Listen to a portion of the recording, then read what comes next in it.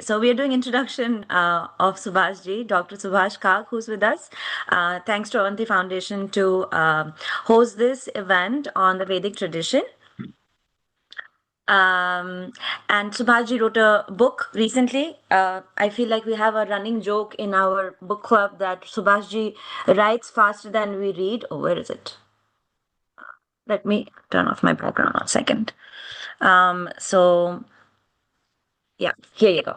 So the Vedic tradition, it's called Cosmos, Connections and Consciousness by Subhaji. So it's lovely cover page, and we'll talk about what the cover page is about in a little bit also. But yeah, we have a running joke in our book club that which Subhaji is a part of, that he's writing books faster than we are able to read it.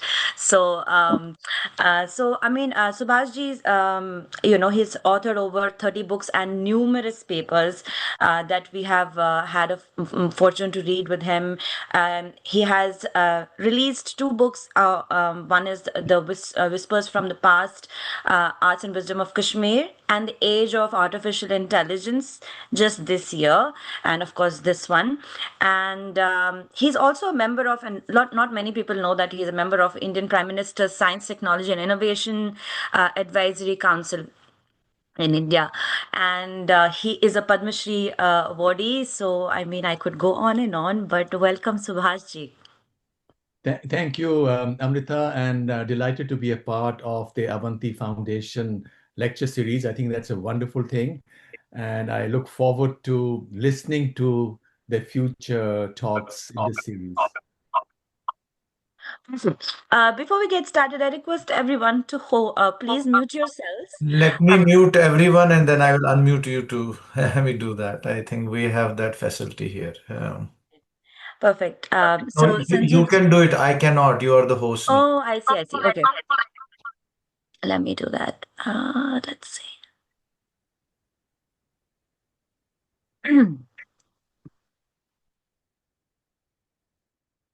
क्या एकेका करूं अच्छा mute अच्छा mute all okay. So I'm going to mute everyone, and so Subhash ji is I'm going to ask you to unmute. Okay, perfect. So where were we? Yes, we look forward to the future talks by Avanti Foundation, and it's great to kickstart it. And I would like to just make sure everybody who's listening in, so welcome everybody, whoever has joined. And I would like that, and this subject is so.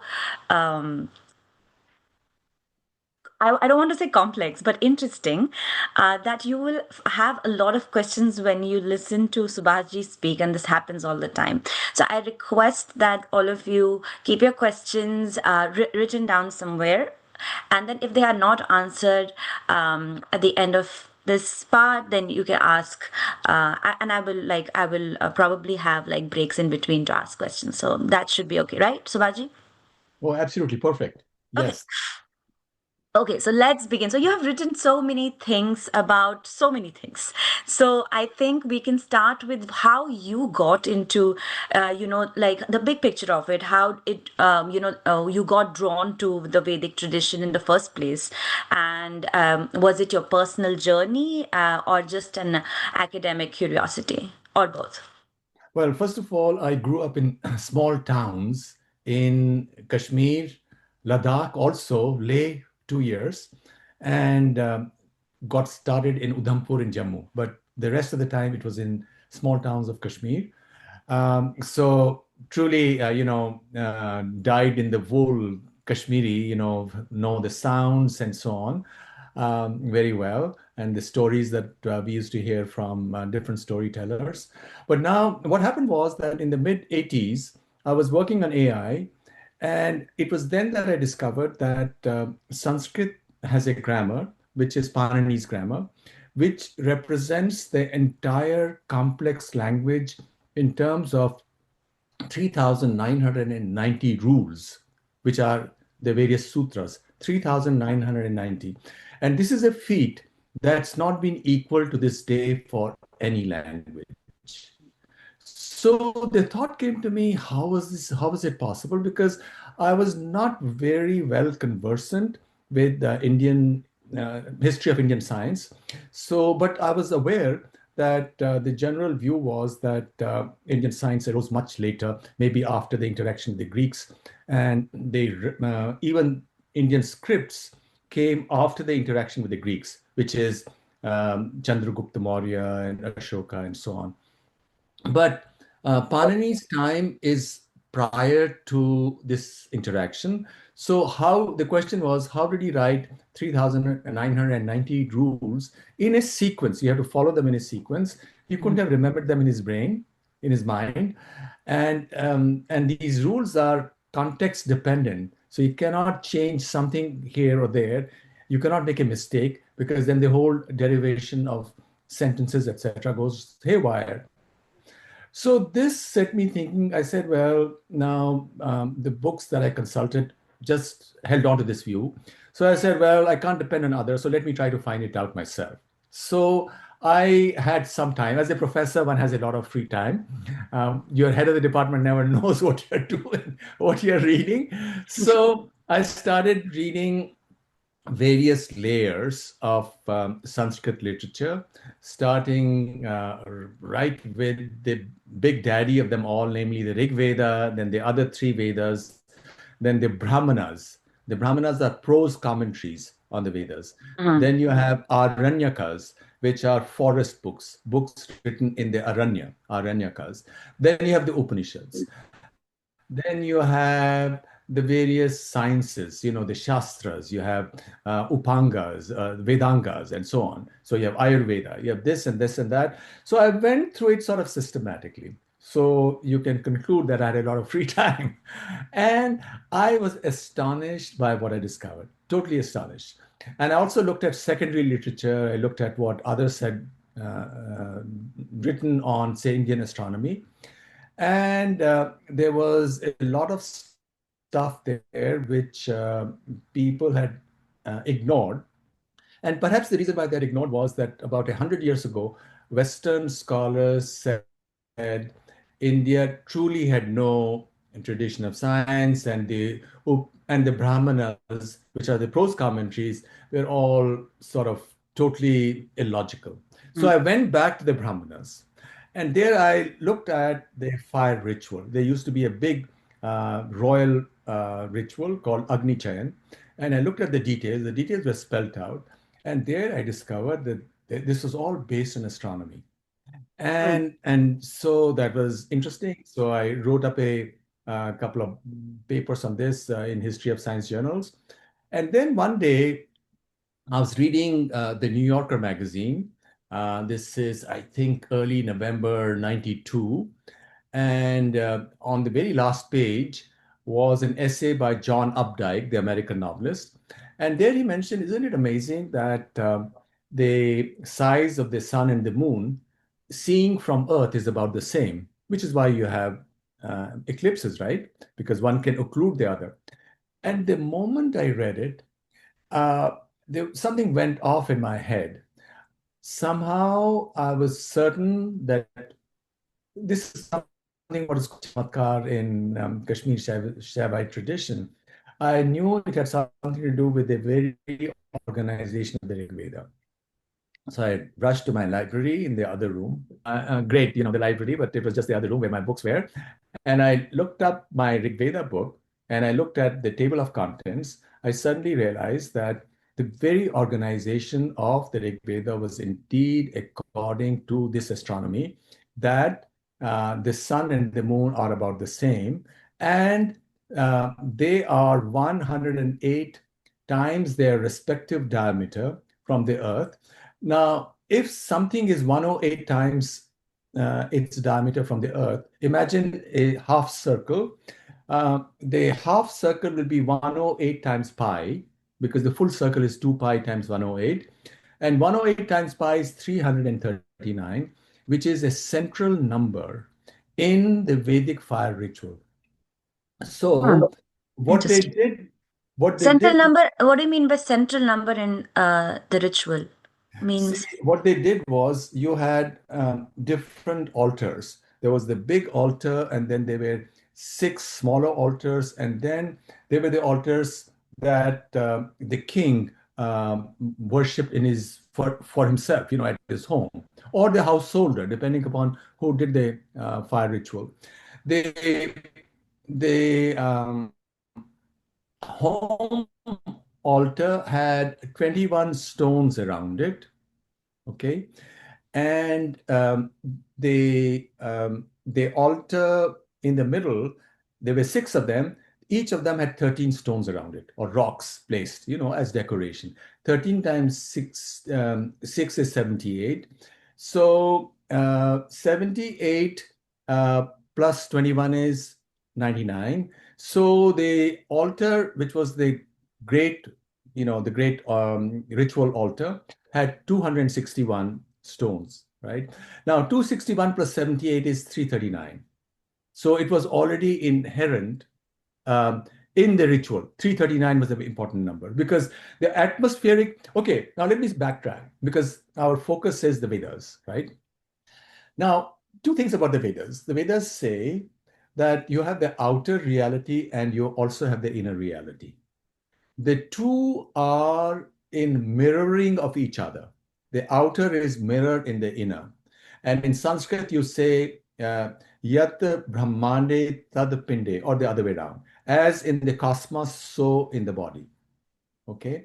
So the ritual is related to the outer cosmos, which is the earth, the atmosphere, and the sun. Hmm. The six intermediate altars were also beyond the earth. The earth has a number of 21. So this is a bit of numerology. Got it. Yeah, yeah.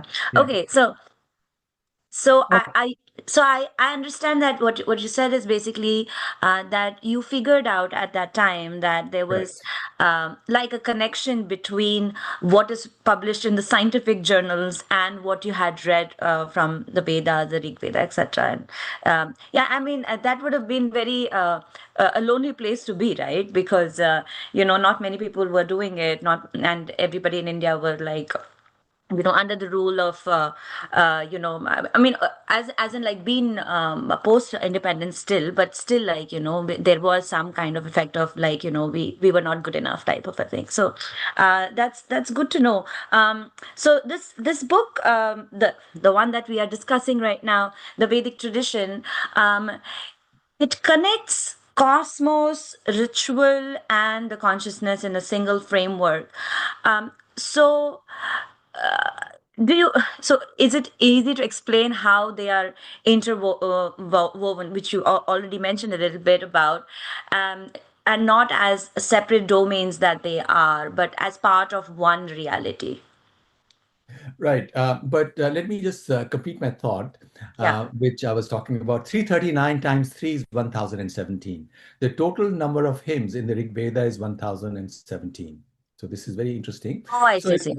so it was exciting. I wrote my book, and I got invited to all kinds of places across the world, talking about this. This was a big thing in the late 90s. I also wrote a book not only on the astronomy of the Rig Veda, which is called the Astronomical Code of the Rig Veda. That book, together with two colleagues, well-known scholars, we also wrote a book called In Search of the Cradle of Civilization, because it changed everything. Okay, if Indians had an astronomy which goes back to the second millennium BCE, then you must pay attention to the astronomical references in the Rig Veda.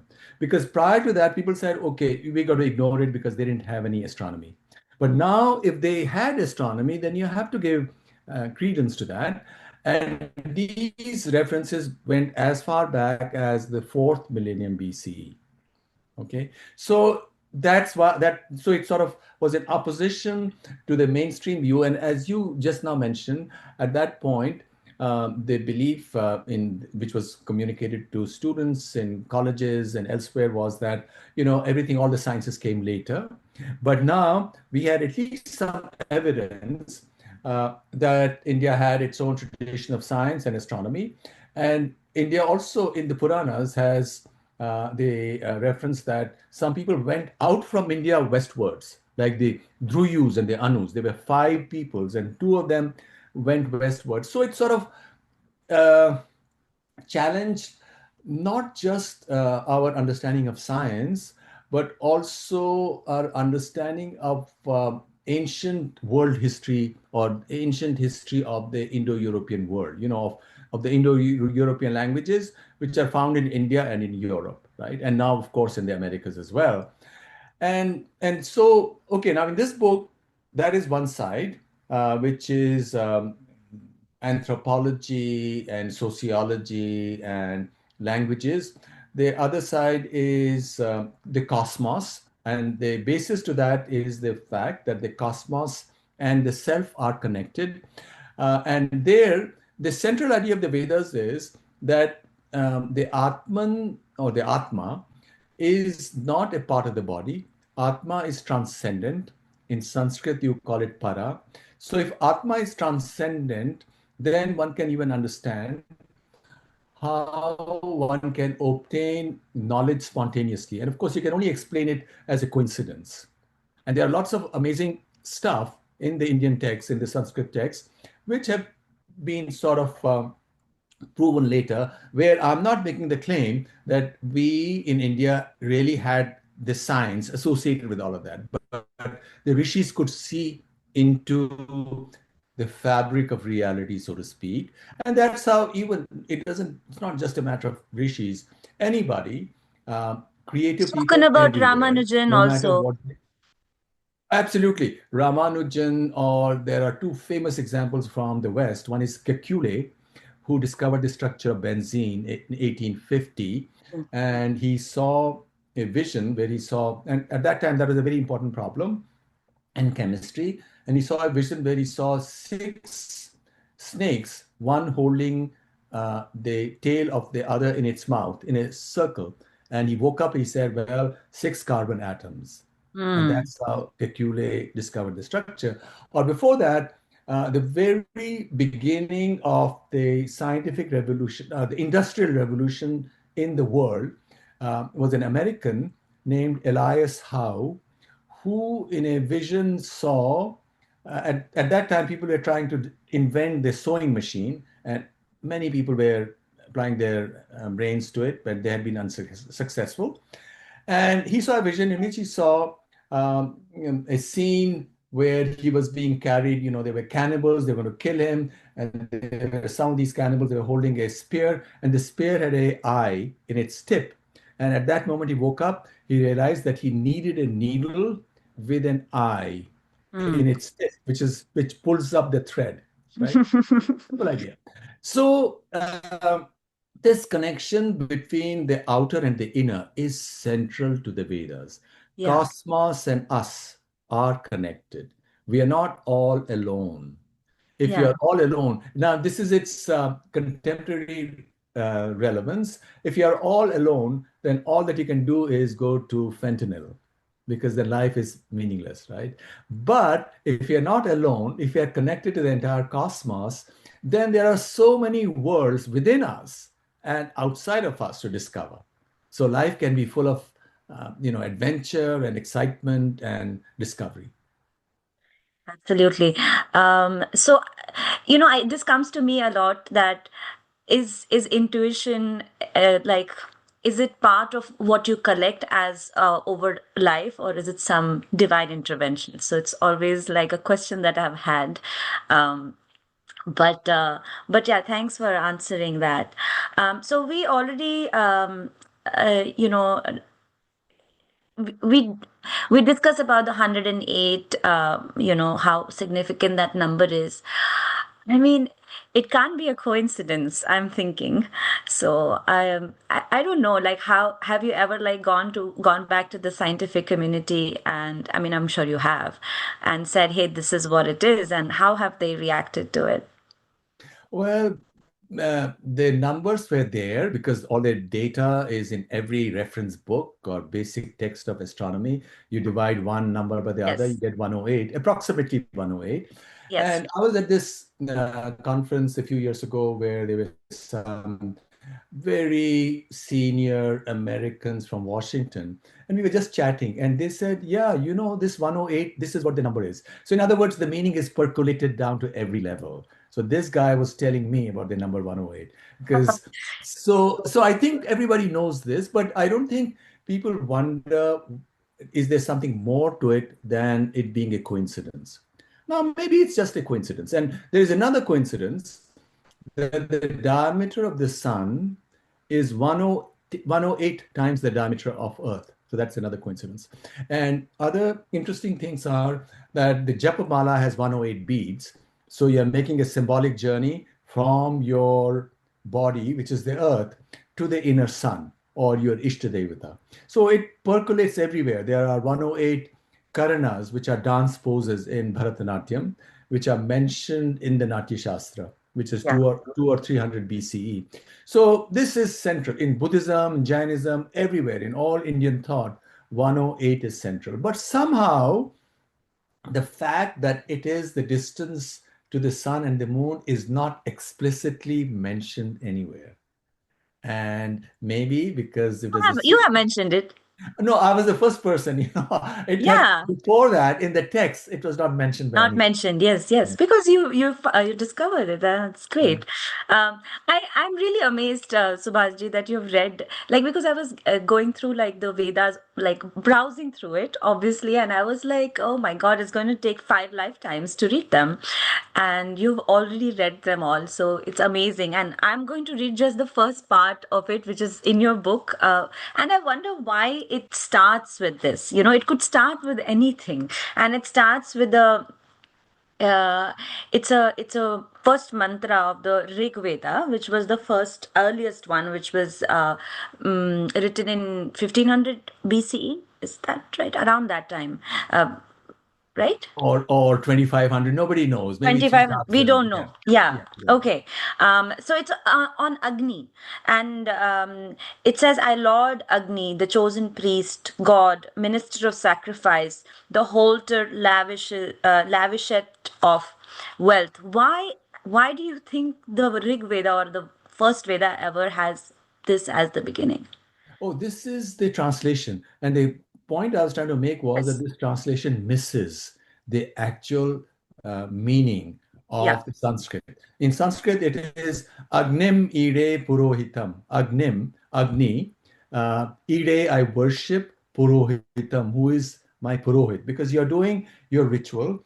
And Agni, the beauty in all of this, when you're studying the Vedas or any of the other ancillary texts, is that Agni is one of the elements within us, and Agni becomes a intermediary because you are normally in your Annamaya Kosha, you in your sthul sharir, in your gross body, and you are trying to go to the source of consciousness within.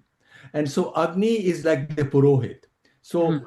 your body is Prithvi, then you have Apas, which is the various fluids, etc., associated with it, and currents or pranas, and then is Agni.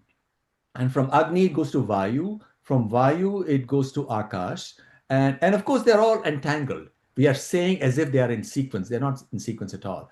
Yeah. And there is this beautiful dialogue in Brihad Aranyak Upanishad between Gargi and Yagyavalkya, where Yagyavalkya says that all these are entangled.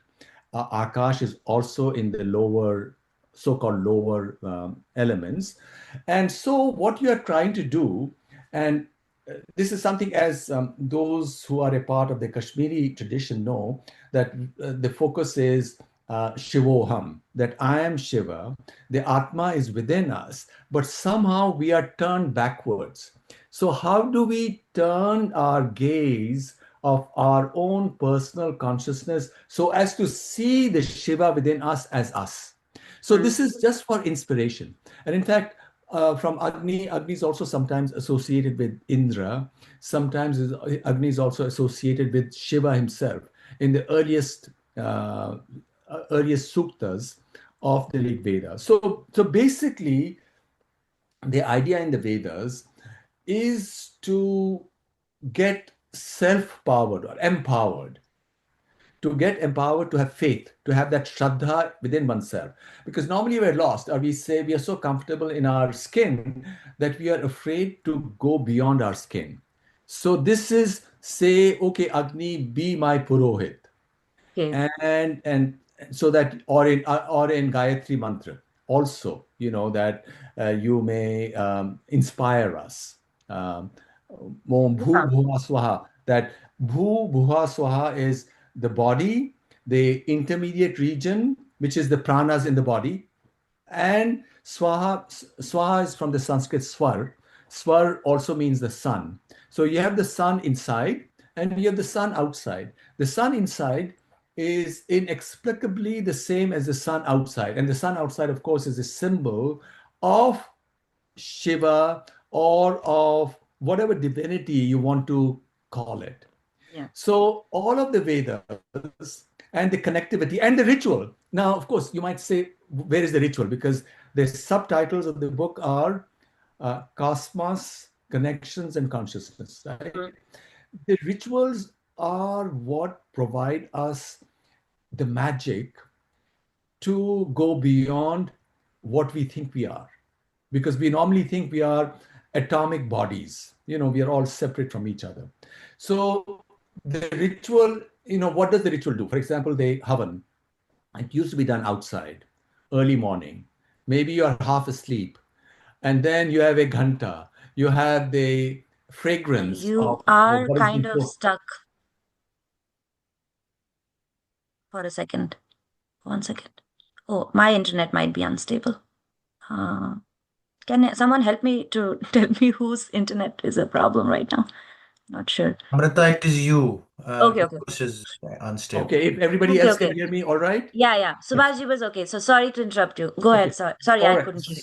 So, in the ritual, okay, in the morning it's cold or it's cool or whatever. So you are dissociated from what normally occupies your mind.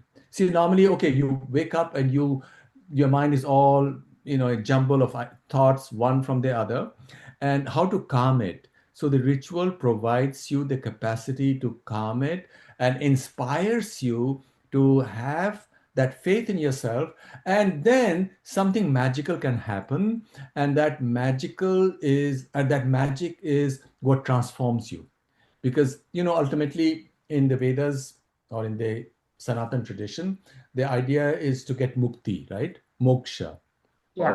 What is moksha? The normal the normal understanding of moksha is that you die and then you're not reborn, right? Mm. It's the end of one's life. But really, what moksha means is that we are all tied.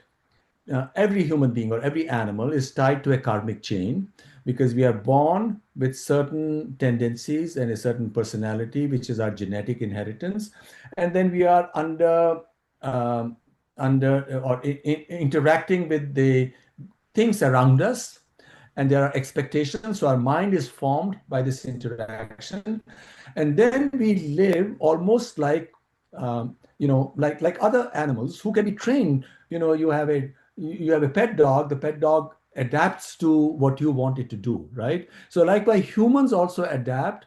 They don't have any freedom, and they have own freedom only if they break from this chain. And for that chain, once they see that light within themselves, who is consciousness or who is Shiva, or Parabrahma, or whatever you want to call that, at that moment you are freed from this cosmic chain, from Mm. this karmic chain.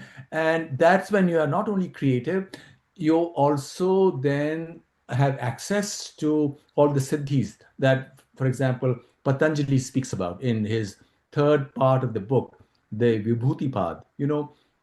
Suddenly all these things. And in Kashmir Shaivism, of course, there's a lot of emphasis on that ultimately this transformation is a event or an act which which looks like a chamatkar, because it's not, there is a break, and that break is the moment of freedom. Okay, let's say we are skeptics and we are total believers in Western thought, or Western psychology and Western thought, then human beings cannot have any freedom. Why? Because everything in nature is controlled by laws. If Mm. everything is controlled by laws, then how are we free and how are we responsible for our actions? In fact, this idea is also informing a lot of legalism in the West right now, which is why they say, okay, if somebody has done something horrible, it's because of the environment, because this person is not free. Nobody's free. But Yes. what the Vedas say is that everybody is potentially free. We are not normally free, but if you are able to see that light and see yourself as the Shiva within you, at that moment you become free. You're not tied to your past. You become a Jivan Mukta. But that doesn't mean that you're going to walk away from the world and from your life. You live in this world as a Jivan Mukta with access to all creativity and being nice and wonderful to everybody, and everybody else will also be nice and wonderful to you. Yeah, I mean, I think we hear this almost every day now with Kashmir Shaivism, but for people who don't, know it, are obviously getting introduced to it now. And this is a very good segue into my next question, which was about there's a very interesting, if somebody reads that section, time is linear, but then you are talking about how there is a cyclical time, and like the concept of cyclical time and cosmic order. So I was wondering if this is to do with, like, what you said, like, you get you are reborn, there is like moksha, and then does the time like that end? I'm like didn't understand that entire part of concept of that cyclical Okay, time. there are two aspects to it. One is that patterns are repeated in the universe in different scales. If you look at the galaxies, they are like spirals. There are also spiral structures on Earth, for example. And there are spiral structures within us, like the inner ear is a spiral structure, right? So, so that is one side to it, that things are recursive. Recursion is a technical term in computer science, which means Yes. things repeat to different scales. So that's one side to it. The other side is that this happens even within us. Our modes of thought, our modes of action also have recursion to it. So we tend to repeat ourselves as well, right? And so once you see this, that what it means is that ultimately there is a larger order in the whole universe, and which is in contrast to the standard view in Western science, which is that okay, we arose out of an accident where we had the right conditions on Earth, and then various atoms collected together, and various organic molecules formed, and ultimately through selection, eventually higher animals formed. But in reality, there's no meaning at all. While in the Vedas, well, the Vedas also, the Vedic texts, and I can mention some of the Puranas, the Mahabharata, even Yoga Vasishta mentions that indeed uh, human or biological forms have evolved. There was at a certain point in remote past, there was no life on Earth, but biological forms have evolved. We have evolved. However, uh, consciousness, since it's transcendent, it's para, it's not evolved. Its consciousness is beyond, or Shiva or Krishna or Vishnu, whatever you want to call it, the goddess. It's not evolved. And but then the question would be, It's always what there. role? It's always there, but what role if the physical structures have evolved by natural law, which is another supposition in the Vedas. Everything is according to law or rhythm, Yeah. right? Then what's the role for divinity? There's no role. And the answer to that is this idea of drishti srishti, that the god or goddess intervenes through drishti. And when you, srishti is done through drishti. And this has been sort of proven recently, 40, 50 years ago, in quantum mechanics, that indeed just by observation, you can control the evolution of a system. Observation meaning drishti. So you can, and in fact, Schrodinger's. Is I've that also, that's called the quantum zeno effect, and okay? it's been proven in the lab, and 1977 when it was first proposed. And it's also been argued recently that by observing oneself, and observation means dhyan in yoga, observing yourself, you can control time. Because by observing yourself, by observing a physical system in the quantum zeno effect, normally your consciousness, your observation should have no control, but in reality there is. If you observe a physical system in the quantum zeno effect, you can stop its evolution or you can steer its evolution. And that's really the heart of yoga also. Yoga chitta vritti nirodha. If you control the vrittis in the chitta, which is in your mind, you can control its evolution.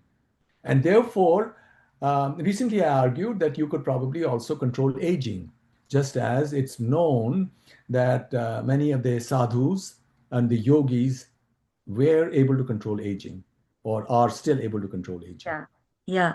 Um, and this is very interesting what you mentioned, right? So you're talking about like time being non-linear, right? And with cyclical part, you said Okay. that things repeat. Well, the Puranic texts say that the Srishti goes through these cycles of 8.64 billion years, which is not very far from the current estimates of the age of the universe. And then everything, there is Srishti, Sthiti, meaning preservation, and then Sanghar. Sanghar meaning destruction. Fraction. And the view that is sketched in these texts is very similar to what physicists have imagined, because ultimately, what is supposed to happen a few hundreds of millions of years in the future, the sun becomes a red giant and as becomes bigger and bigger as it expends its energy, and then it becomes so large that Mercury and Venus and probably the Earth also fall into it, and all life is finished, right? And Mhm. it's exactly similar that is being sketched in the Mahabharata. There is a passage in the Mahabharata and in Yoga Vasishta and so on. But it's also said in the Vedic text that the universe is Ananta. So there are many such systems of creation and destruction. But that's just an assertion. But it's not related to the rebirth of humans, is what I wanted to make a distinction of about. No, no, no, no, not rebirth, because that is a unbroken sequence by karmic chain, and the popular belief is that okay, when one dies, all the sukshma aspect of one's personality, the stool, of course, is cremated or buried or whatever. The sukshma one enters some other womb, Body. and then is reborn, and therefore they has certain temperament or certain capacities which one cannot explain otherwise, because it's certainly true that in the same family siblings can be very different, with different, even though they were supposedly brought up the same way, Correct.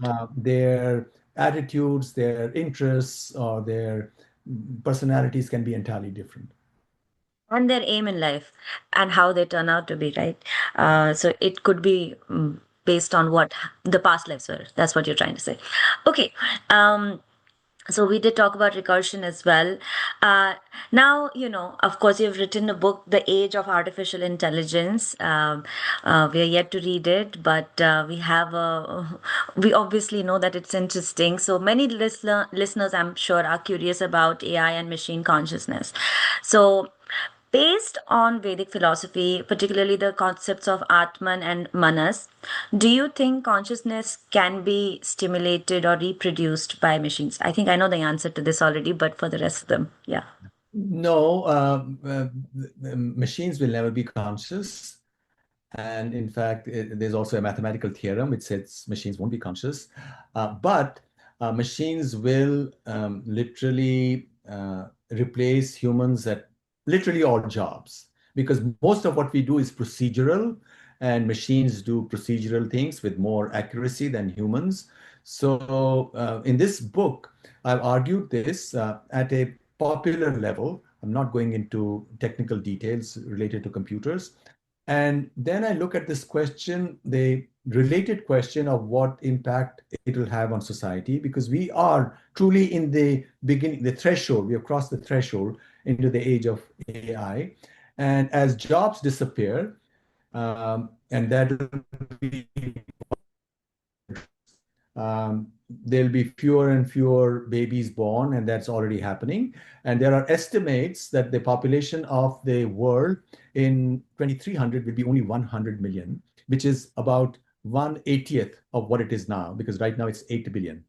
So, so that this whole sequence from here to there will clearly imply huge disruptions in society. It'll probably also imply war, as societies try to deal with it and take steps which lead to conflict, as, for example, is happening in the Middle East or is happening in Ukraine, and could happen elsewhere as well. As populations go down, people want to, the political leaders, in order to maintain their power, want more immigrants to come in, because people will be a commodity which is in shortage. Right now, population all over the world has started to fall, excepting in um, in um, in Pakistan and Afghanistan and the sub-Saharan Africa.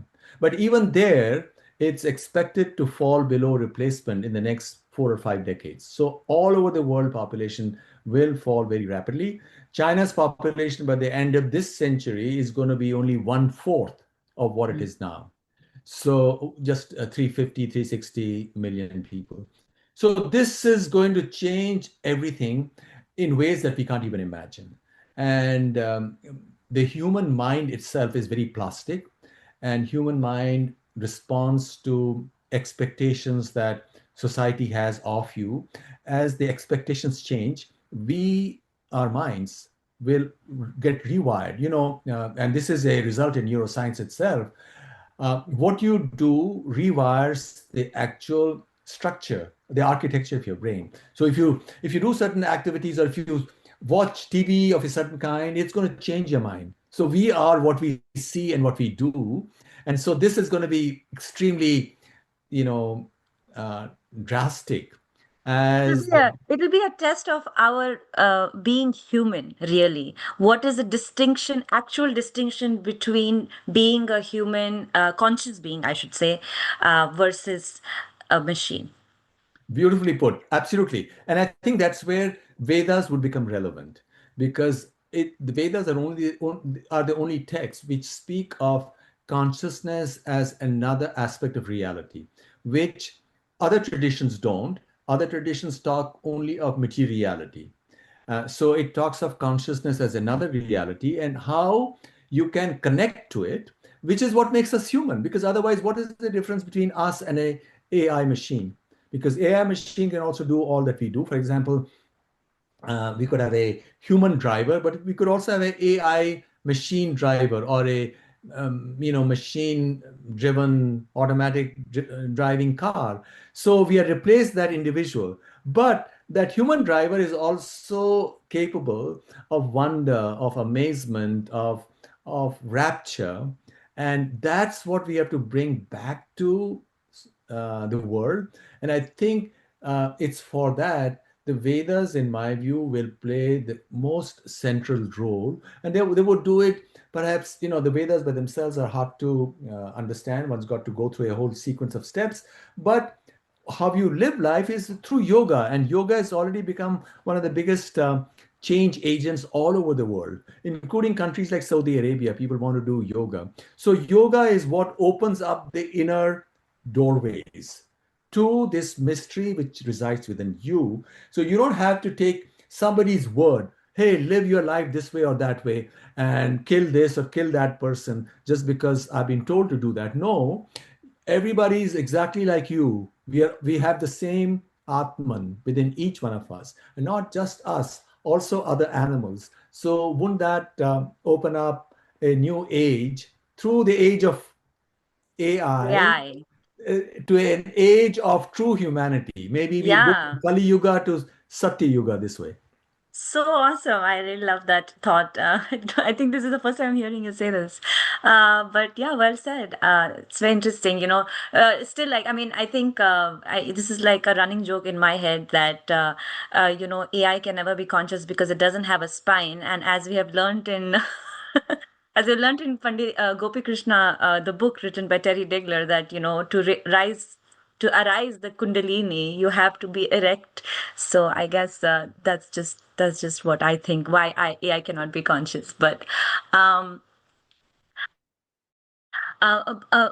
so we did touch upon, like, how you're saying that humans, and I'm going to just extend it a little bit. Chitrish has a question. I'll come to you, Chitrish, in a just like after finishing this thought. um so so how do you point, like, where is an indicator, right? Where is the indicator that, hey, you are conscious? Is it that you are creative? Because AI is creative. If you see it, it can create stuff out of maybe like whatever references it has. It can create something novel. Not, I wouldn't say novel, but something that you wouldn't find on the internet, right? So where is the distinction? How can we make the distinction? Like, let's say if I want to find out if you are conscious, how would I know? Well, you cannot, because you could always say that everybody's a zombie. Everybody else, nobody has consciousness, and there is a philosophical position. But people would know in themselves that they are Themselves, yes. conscious, right? That there is something wonderful happening, that they are changing. I think to know one is conscious is to know that there is fundamental transformation occurring within, which opens up new windows or new doorways into reality. Now, computers can do limited kind of creativity, but that's combinatorial. What is being given within that logical framework, it can look at combinations which a human being may not be able to, Yeah. right? Or maybe images, it can transpose them and do this and that. But true creativity cannot be obtained through this process. For true creativity, you have to go what Mandukya Upanishad says is in in the dreaming state where you have access to what is called Hiranyagarbha, which is the golden womb. You know, the great consciousness, Shiva, communicates with us through this Hiranyagarbha, through their, or the goddess communicates with us and gives us ideas and thoughts and tells us what we should be doing in our life through dreams and through visions. Uh, which then, if you hold on, if you are listening, then that tell you, okay, what do you have to do tomorrow or next month or next year? You'll be self-guiding. Chitresh, you had a question? If it's a Hi. quick question. Yeah. Yeah. So I just wanted to understand what exactly is consciousness and how do you describe it? Because consciousness is different from when we are aware and self aware. And it is a distinction between whether we are going into a certain level of spirituality. And when we say spirituality, that means that we are more aware about different realms and different planes in which we see and visualize world from a very bigger hindsight. And the second part of this question is that today we phrase our opinions and our mind works based on what is being fed through AI or probably through different channels through social media. So how do we dissociate ourselves from that, and what would be the first step towards gaining the real consciousness? Thank you. Okay, what is awareness or what is consciousness? consciousness is the capacity which lets you observe uh, the stuff which is in your mind. A computer doesn't have that capacity to observe what is in its memories, right? It has memories. So we have memories also, although we don't know where exactly they're stored, but we have awareness, and this awareness gives us the capacity also to step back, and from time to time, we can be thinking of something which a computer cannot do. A computer can or will be compelled to complete its computation once it's set out to do it, while we have the capacity to step out, and it's that thing which makes us different. But on the other hand, all that we do is, as I mentioned before, the word that I use is procedural, which is what computers also do. They also follow procedural stuff. Now, as to your second question, uh, since there is a statement in the Rig Veda that there are two kinds of animals, dvipadas and chatushpadas, bipeds and quadrupeds. And what the rishi is trying to say is that we are also fundamentally animals, because uh, we are quadrupeds are, like a dog or a horse or a cow. And the difference is, and as animals, we are led by what we are fed, right? If you have a horse with a harness, even a baby can pull that harness and the dog would follow, the horse will follow. And likewise, ideas that are fed into our mind through social media or through TV or newspapers or stuff that we read become a prison for us as well. And therefore, we are not truly conscious, because then we are stuck within the framework of whatever we have adopted. It's just like a pet dog goes to a family and becomes exactly like, knowing what the expectations are or what it needs to do in order to get reward. It behaves in that particular way in one family, and some other dog, maybe from the same litter, would behave in an entirely different way if it goes to a different kind of a family where expectations are different. Likewise, truly humans, if they don't discover this consciousness within themselves, discover this fount of creativity within themselves, are not truly conscious. They are like walking robots, walking AI machines. And this is going to be one of the big challenges for society, because with the current information and AI technologies, it will also become easier for companies to conquer greater and greater part of our mindscape, so to speak. And how do you find freedom in that? See, when we are growing up, for example, when I was a kid in Kashmir or Ladakh, we had so much of free time. We just communicated with nature. We just walked around and this and that. And people do that in the West also. Some people do, but a lot don't. A lot of people get up, have their coffee, go to work, come back, watch TV for 3 or 4 hours, and go to sleep. And this process repeats itself. So they're really not free. And so I agree with you. This is a big, big challenge. Excellent. Thanks for that question, Chitresh, and thanks for answering that, Subhashi.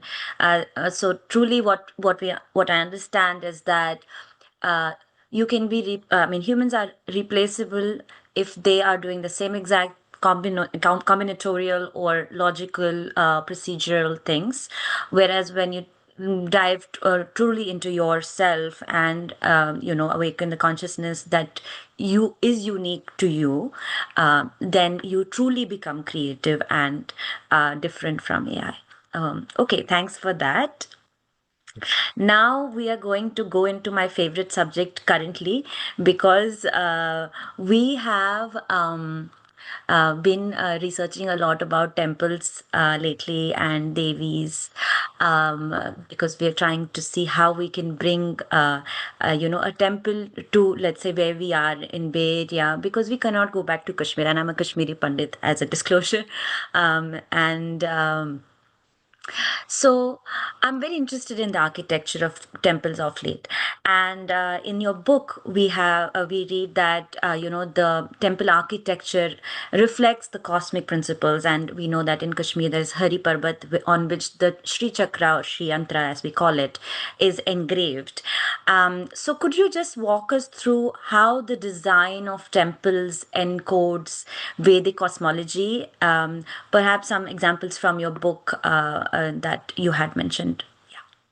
See, I sort of stumbled on it as far as the Vedic ritual is concerned in Agni Chayan. So what was done was that a large rectangular enclosure was mapped in which the various Agnis were to be placed. And then the main Agni was placed at a distance of 54 steps, whatever units you use, from the doorway. And Mm. remember, 54 is one half of 108. So you were trying to, and that's where the Garbhagriha was going to be. So Huh. the god or the divinity or consciousness or Shiva is exactly 108 steps. So it's 54, 108 by 2. And the perimeter was 180, which is 360 by 2. And that's also a central number because 360 is the number of days, the civil days of the year. So these were two numbers associated with the cosmos. But the Hindu temple, the later Hindu temples that we have, the great temples in South India, for example, they are in the shape of the deity laying down. They could be in the shape with the gopuram as the feet and the various chakras in the deity representing different points where various Oh, altars are placed. interesting. Yeah, various. Wow. In fact, I have some pictures of it in my book, Eternal Bharat, Uh-huh. also. So that is it. And then remember, and this is true of the North Indian temples as well. You have the shikhar, right? And then you have smaller shikhars. So that is recursion. You know, the structure is repeated to different scales so that recursion is in the very superstructure. Now, the superstructure also stands partly for the deity sitting up, the main shikhar, the main temple. And again, you'll see some pictures in that You, book, you mean Eternal you mean Bharat. at the on top of the Garbhagriha? Yeah, yeah, yeah, Yeah, yeah, yeah. yeah. The whole structure can be viewed as a deity, or Hmm. the Garbhagriha structure can also be viewed as a deity. And then more abstractedly, as I mentioned, in the Havan ritual, you had the number 108 or 54 and 180, which has 108 and 360 coded in that structure. And within it, those three numbers, 21 for Earth, 78 for atmosphere, and 261 for the heavens. And 261 plus 78 is, of course, 339, which is that key which sort of opened up a lot of these numbers. In fact, I must also tell you that the total number of aksharas in all the Vedas also correspond are a multiple of 108, and there are some numbers. So Oh, all of those, and including the number of shlokas in the Bhagavad Gita is supposed to be 702, which is um, uh, which is 78 times 9. And 78, as we know, is that number associated with pranas times 9. So 78 times 9 is 702, right? So all of these numbers, these are secrets. These were secrets and hints to somebody on this path. yeah. Hey, there is something going on here. Discover it for yourself. Yeah, yeah, yeah, absolutely. I have to come back to, like, what we do in the Garbhagriha or at a temple, or even at our homes. We do yajna, and my question is, like, you have described yajna as the Vedic sacrifice, right? As something that is far more than just a ritual, which we just discussed about when you were early talking about it.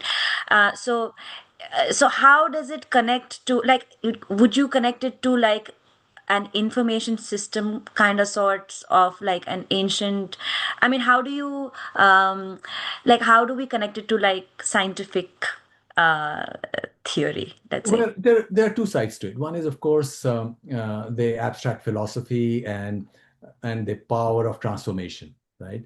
The other is the puja that one does. Now, there Yes. are 16 steps, Shodash Upachar. So there are those steps which are said that you put flowers, then you do this, you do this. So you're going through a whole sequence of discipline because ultimately a lot of ritual is about discipline, and it also is comforting. Discipline is comforting. In fact, people want to do things the same over and over again. In modern life, it's probably the ritual of drinking coffee, wherever at Starbucks or whatever. That's comforting in itself, in some way. So that is psychological. Mhm. So ritual opens up doorways. It's psychological, and in again, Brihad Aranyak Upanishad, it's stated that uh, Paroksha Priya Ivhi Devaha, Pratyaksha Dvishaha. Paroksha meaning paradoxical, Mhm. Priya Ivhi Deva. The Devas love what is paradoxical. And Pratyaksha Dvisha, they don't like what is Pratyaksha. In other words, in all psychological searching, opposites happen or counterintuitive things happen. If you're looking for something which is totally explicit, that do this, do this, do this, that is obviously going to be the wrong way.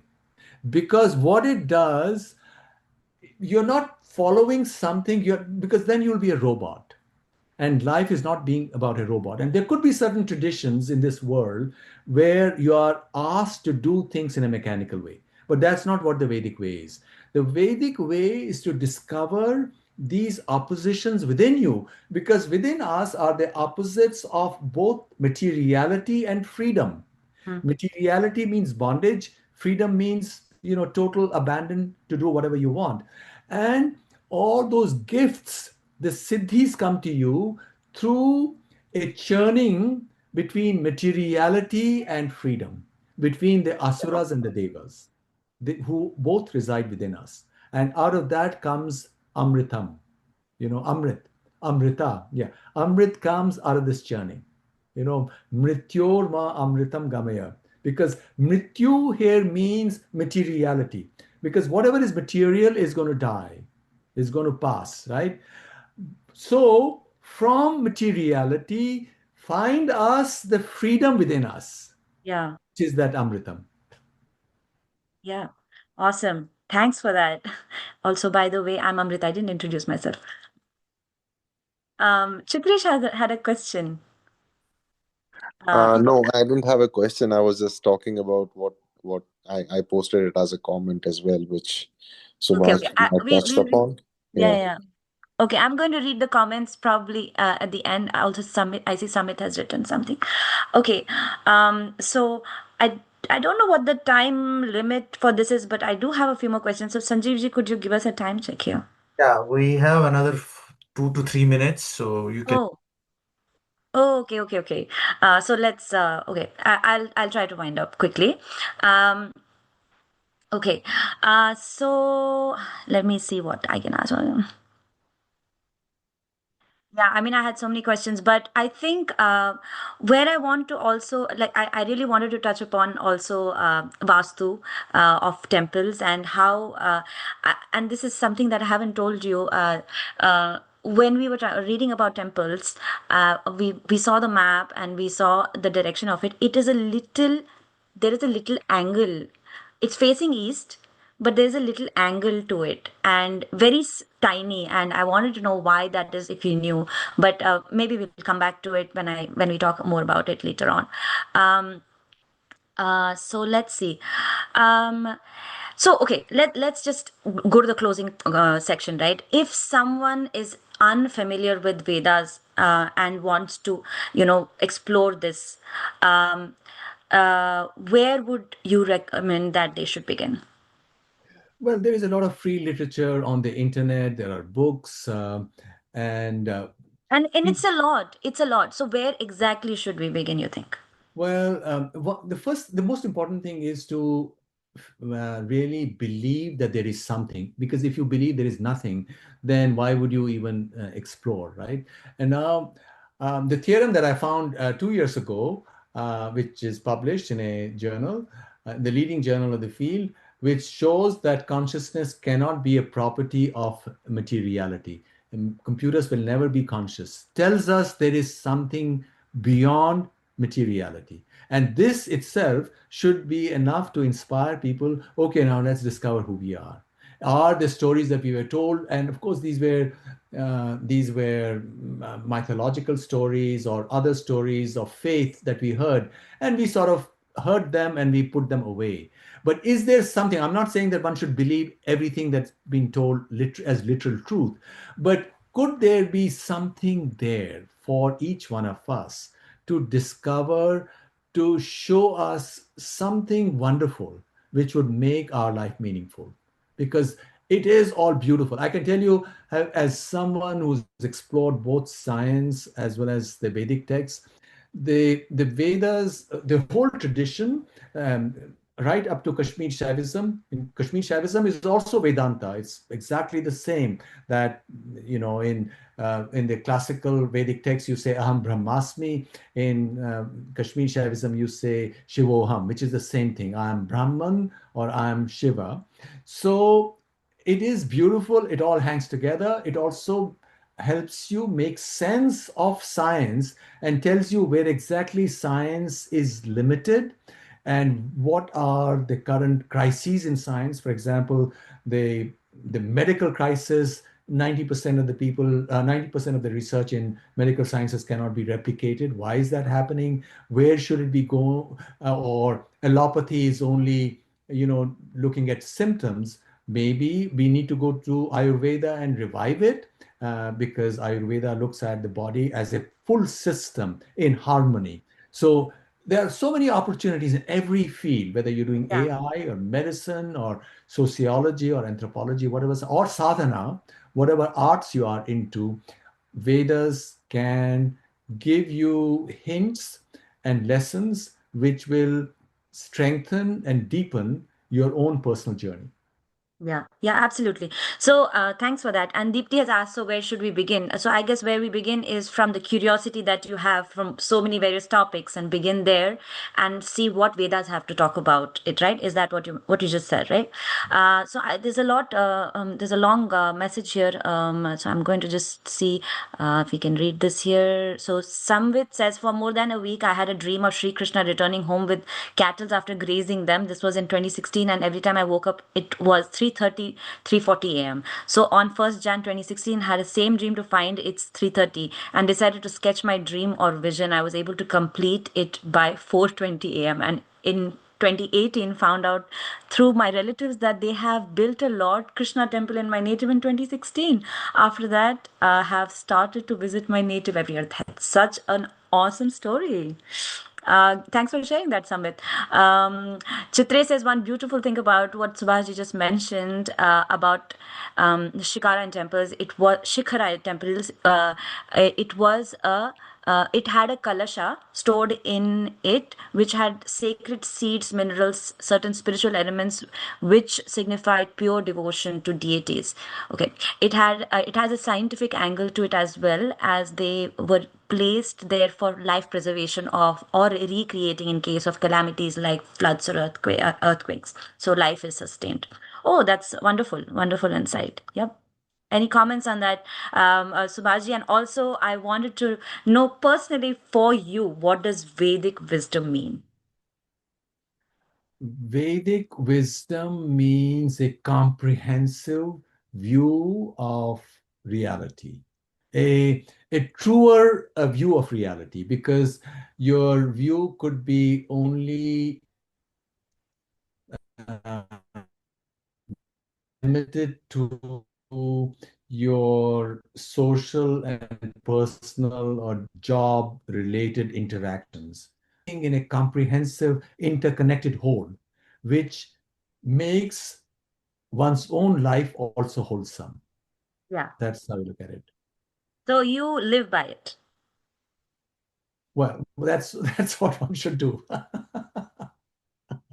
this is a personal question. So what it was for you? Oh, Of absolutely. In fact, okay, as a personal question, uh, I, we all, first of all, let me say, everybody is looking for hints. And as a small story, I had a friend made a huge amount of money as a crypto guy, and was very happy, top of the world. And then one day he lost it all. And then he told me, he says, "Do you know, I'm so happy now. All that was fake. All that stuff that I was part of was fake. I'm truly, all that burden has lifted."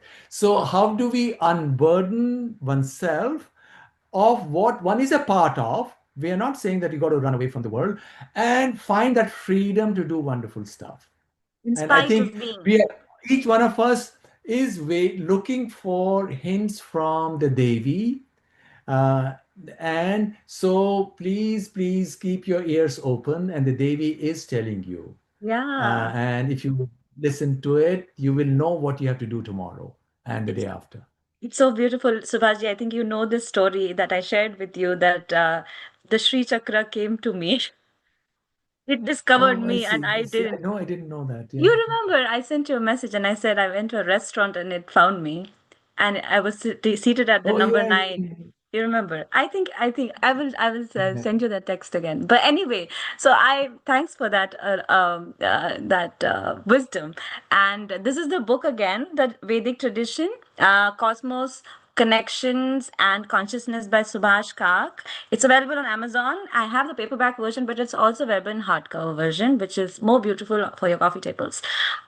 So, okay. Thank you so much.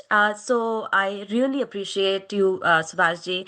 As always, it's a pleasure. You're one of my favorite people in the world, and you might not know this, but it is true that you are uh, so. You have so much knowledge, but you are so humble, and so it's so easy to talk to you, and you come to our level to make us understand, and it's really wonderful always to have you tell us about what you have learned and what you experienced. So, anybody else have any questions? Otherwise, thank you so much. And Sanjeev ji, it's over to you. Thank you, Amrita ji. And first of all, thank you so much, Subhaji, for taking time today to share your deep and easy to digest, as Amrita ji said, insights into Vedic philosophy. Nobody can do it such a wonderful job. I can assure you that. It's so easy to understand it when you speak about it. We have so much to learn from you and look forward Avanti Foundation organizing more such enlightening sessions in future. I will look forward to, and hopefully you won't mind it because there's so much to learn from you. I also want to thank heartfelt thanks to Amrita ji for moderating this conversation beautifully. Thank you, Amrita. And finally, thank you everyone who took time today out of your Sunday and joined us here today. We'll look forward to having you more often and regularly on such talks. And for this recording will be available. We will send it the link and everything else if you want to share it or if you want to watch it again. And if there are any other questions you have, please post them on the Avanti group or send them directly to Amrita ji or me so that we can collect them and send them to Subhash ji for his input on those. So again, thank you so much. Have a wonderful rest of the Sunday and great week ahead. Namaskar. Thank Namaskar. you. Thank you again, Amrita ji and Sanjeev ji. Wonderful. Was really enjoyed this, and looking forward to further interaction with you guys. Namaskar to everybody. Lovely. Thank you. Namaskar.